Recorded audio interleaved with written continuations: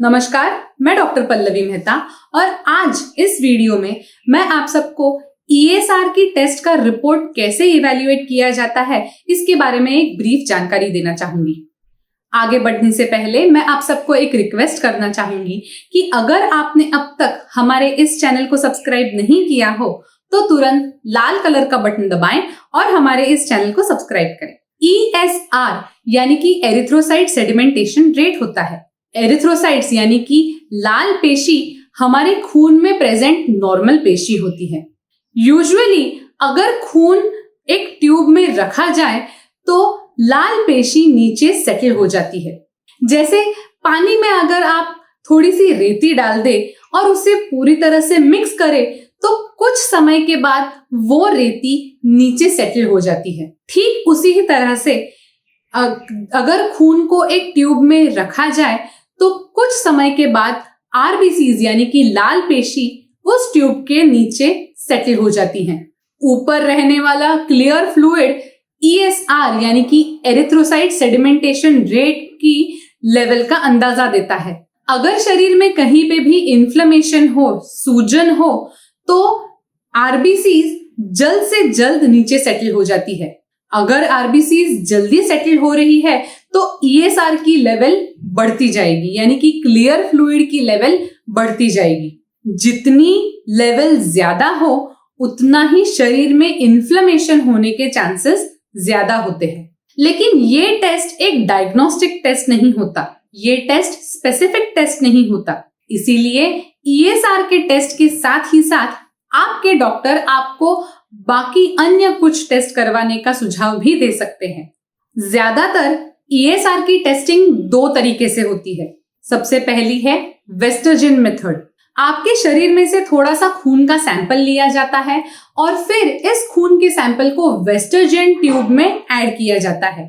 ये ट्यूब एक 200 मिलीमीटर लंबा ट्यूब होता है और 1 घंटे के बाद आरबीसीज कितनी सेटल होती है इसे स्टडी करने के लिए इस ट्यूब का इस्तेमाल ज्यादा से ज्यादा किया जाता है। दूसरी मेथड है विंट्रोप टेस्ट। वेस्टर्जन की तरह ही विंट्रोप टेस्ट में भी खून का सैंपल एक स्पेसिफिक विंट्रोप ट्यूब में ऐड किया जाता है, लेकिन वेस्टर्जन के अपोजिशन में विंट्रोप ट्यूब 100 मिलीमीटर लंबी होती है।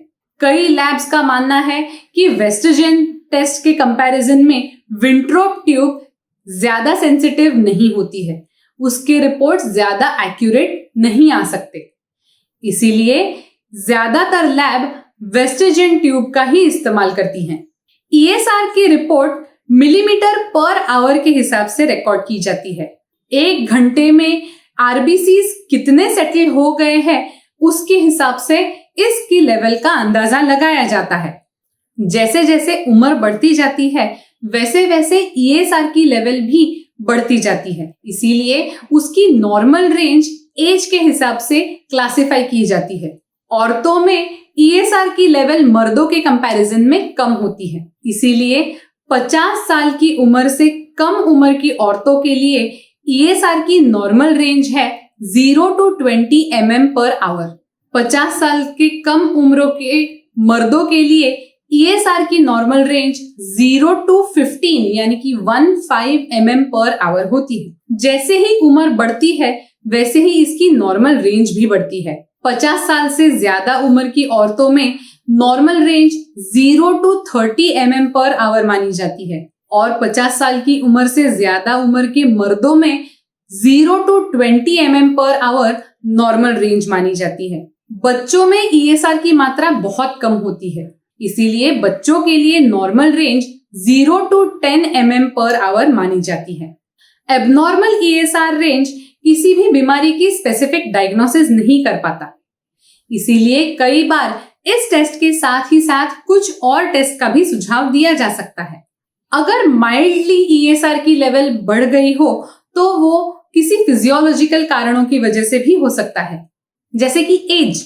जैसे जैसे उम्र बढ़ती जाती है वैसे वैसे ESR की मात्रा बढ़ती जाती है।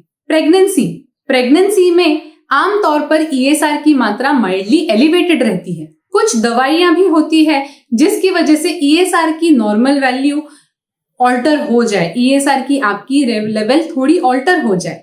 लेकिन अगर किसी में ईएसआर की लेवल बहुत ज्यादा हाई आ जाए तो ये किसी अंडरलाइंग बीमारी की वजह से हो सकता है। कुछ कैंसर्स होते हैं जैसे कि लिम्फोमा, ऐसे कैंसर्स में ईएसआर की मात्रा बहुत ज्यादा बढ़ जाती है।